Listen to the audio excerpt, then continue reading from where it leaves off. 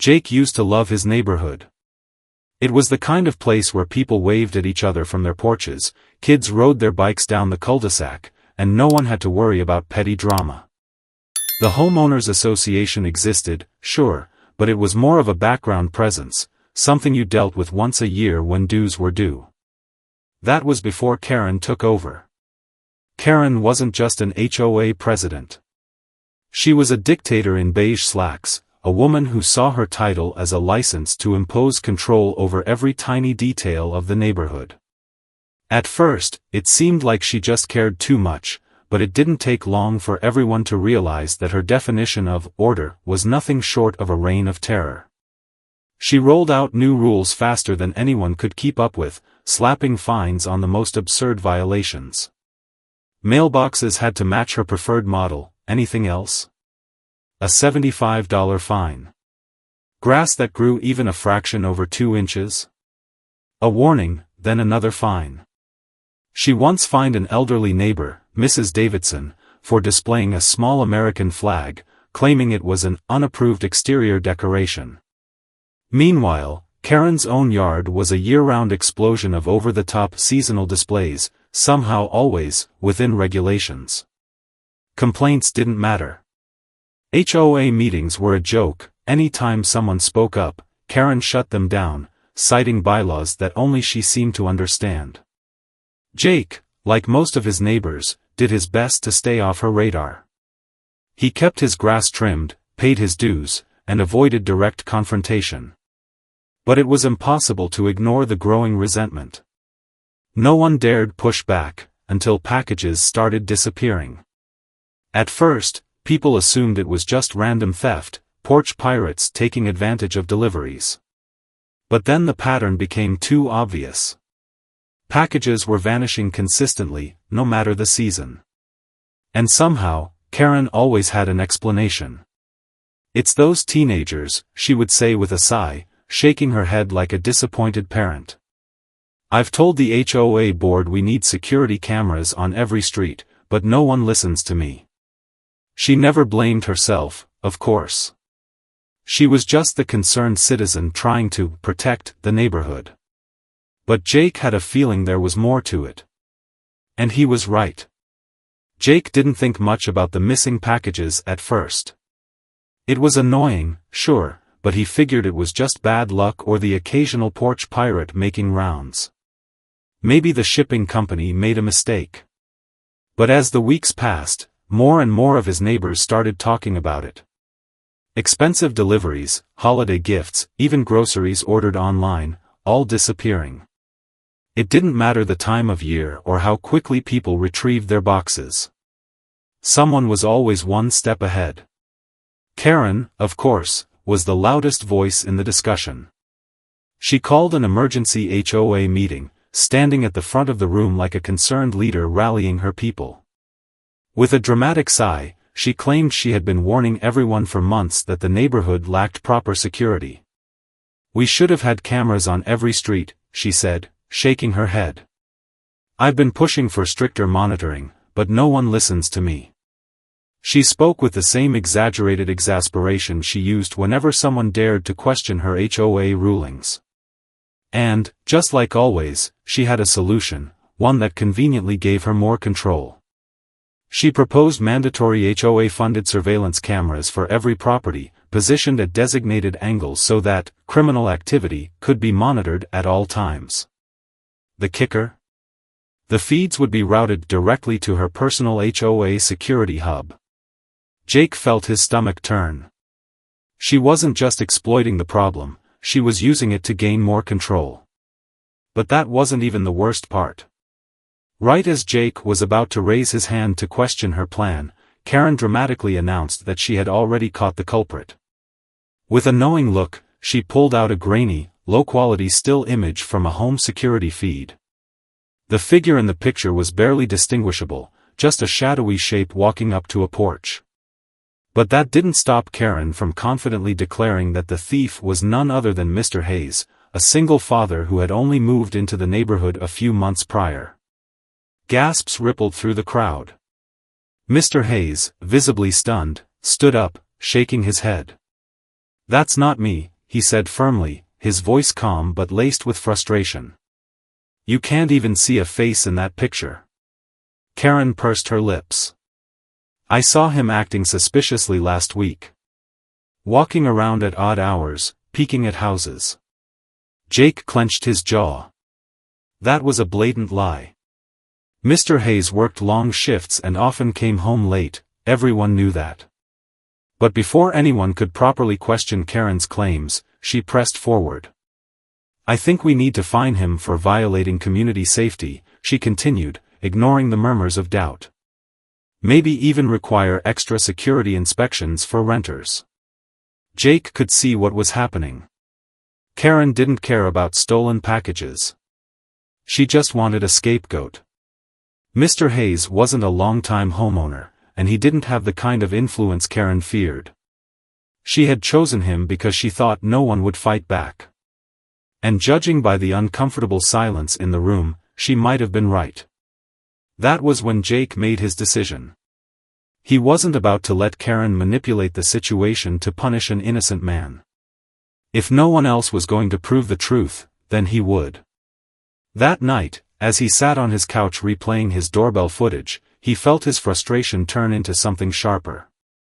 The timestamp showed the delivery driver dropping off his gaming headset at exactly 3:12 p.m. Nothing unusual. But just a few minutes later, a small figure in a hoodie crept onto his porch, glanced around, and grabbed the package. Jake rewound the footage, zooming in as much as he could. The posture, the stiff walk, the way they held themselves, it was unmistakable. Karen. The sheer audacity of it nearly made him laugh. Karen, the woman who constantly preached about neighborhood safety, the one who fined people over Christmas decorations, was the thief.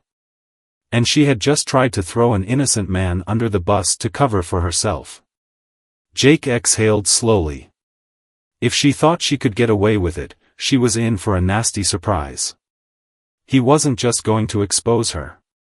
He was going to make sure she paid for every single package she had ever stolen. Jake knew that simply confronting Karen wouldn't be enough. She was too slick, too good at manipulating situations to her advantage. If he accused her outright, she'd deny everything, twist the narrative, and somehow find a way to make herself the victim. No, if he wanted to take her down, he needed more than just footage.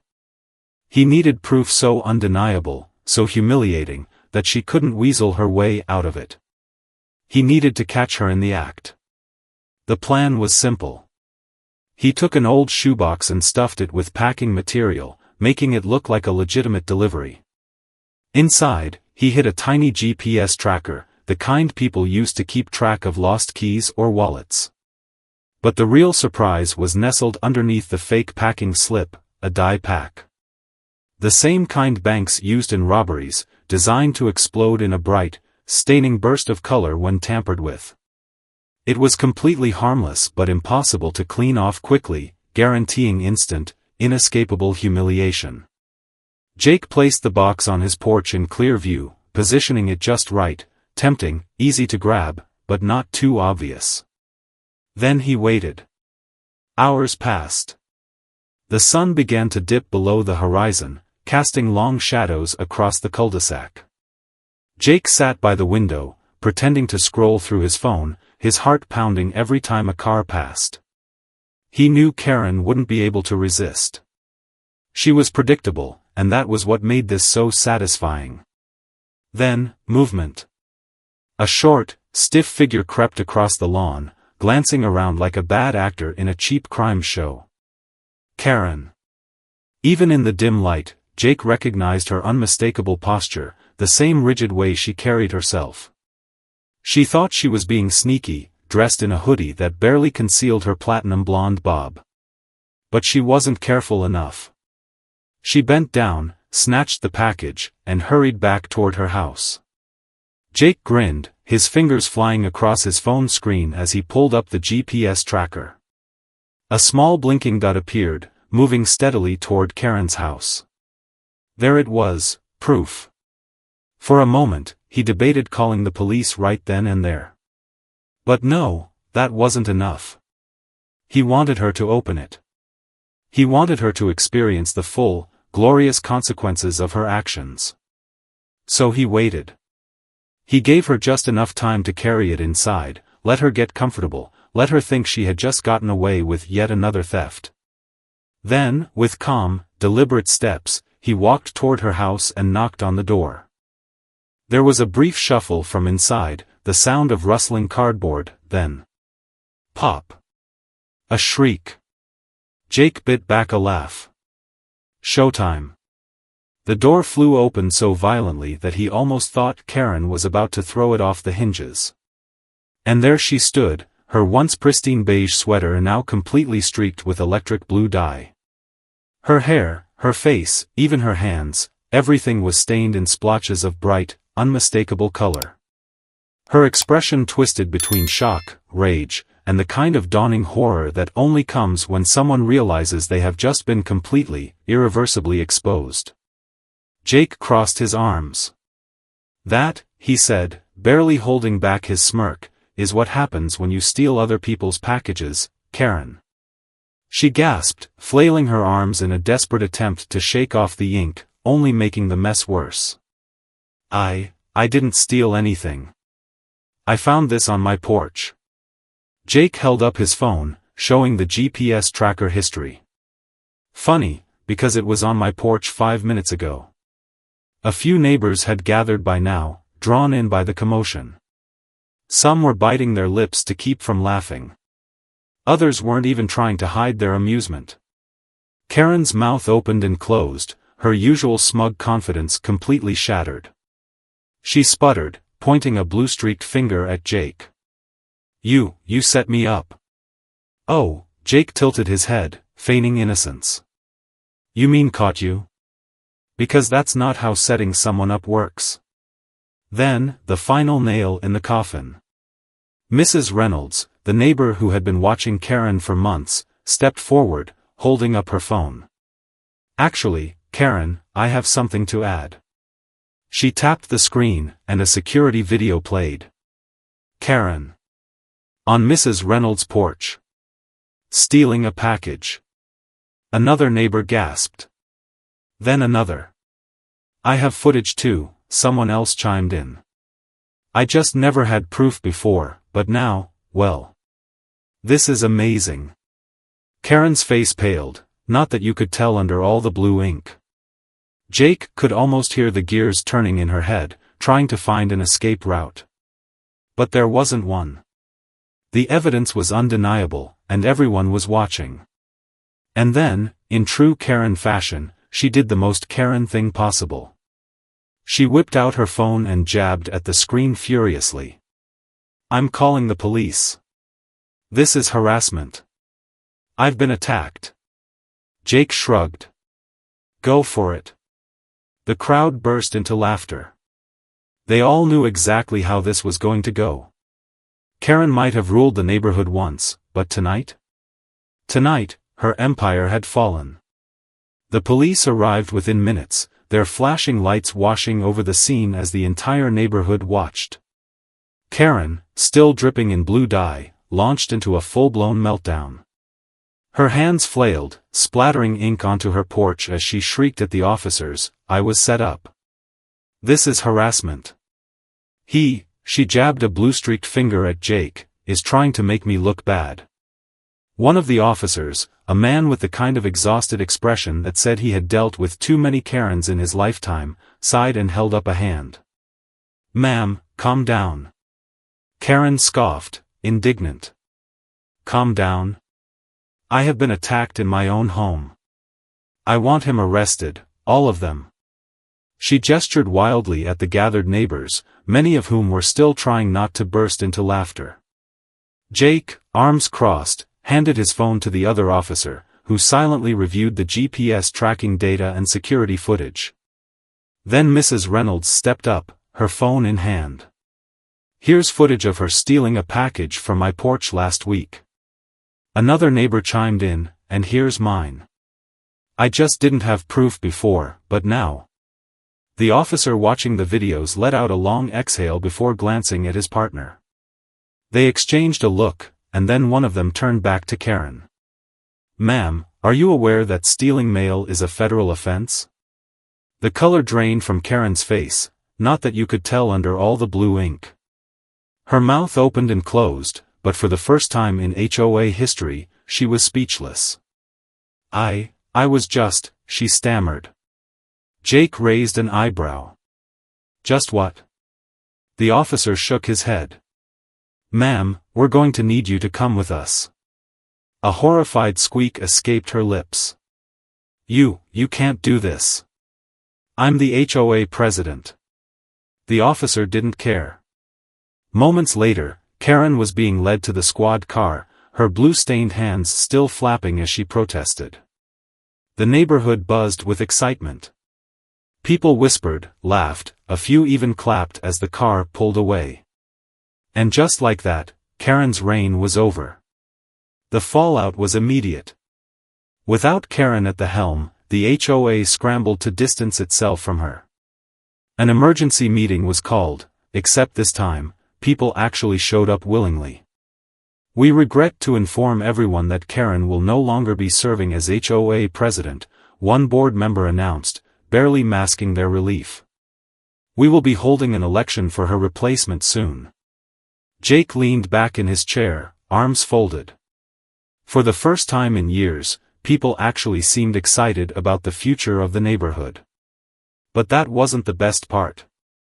The HOA, desperate to prove it had never supported Karen's nonsense, started enforcing her own ridiculous rules against her. Karen's trash cans had been left out too long. Fine.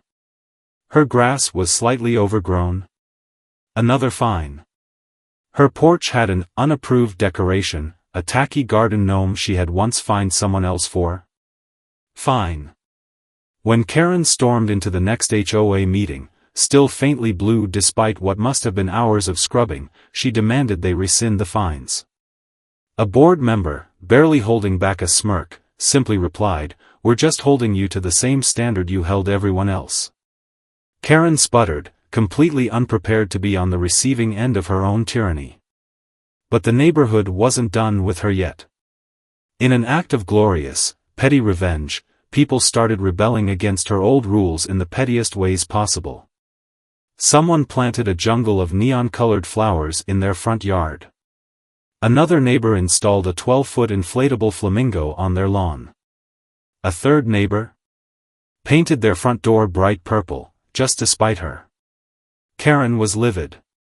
She ran from house to house, demanding people remove their violations, but without her title, she was just another angry neighbor. And nobody was listening. Finally, she snapped.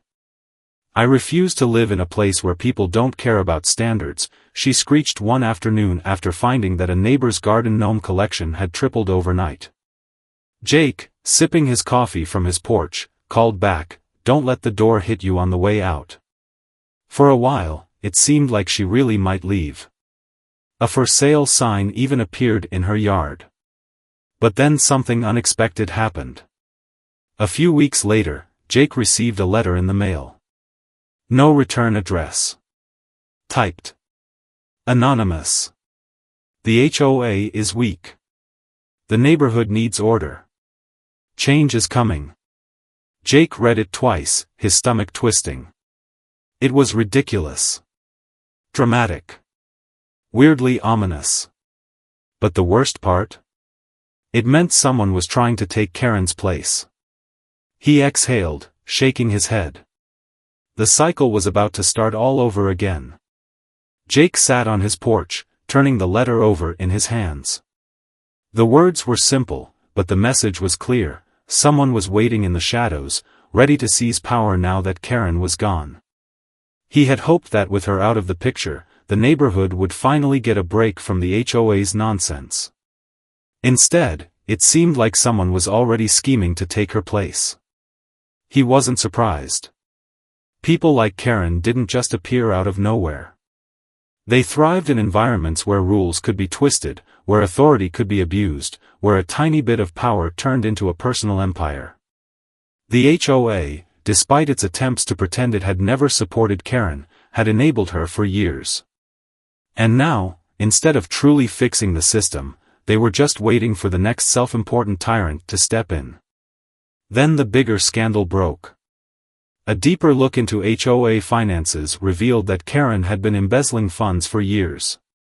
While she was fining people for minor violations, she had been secretly using HOA money for her own expenses, luxury spa treatments, high-end furniture, even installing a private security system for her own home. The same board members who had cowered under her rule now pretended to be shocked, as if they hadn't been complicit in letting her run unchecked. But here's the kicker, despite the outrage, nothing really changed. Karen was gone, but the same people who had backed her were still in charge, still enforcing ridiculous rules, still pretending they had no idea how bad things had gotten. And worse, someone else was already lining up to fill her shoes. Jake sighed, crumpling the letter. He knew what was coming. A new Karen was on the rise. The only question was, who? Have you ever felt powerless against HOA, or Karen, rules? Share your experiences below, let's see who had it worse.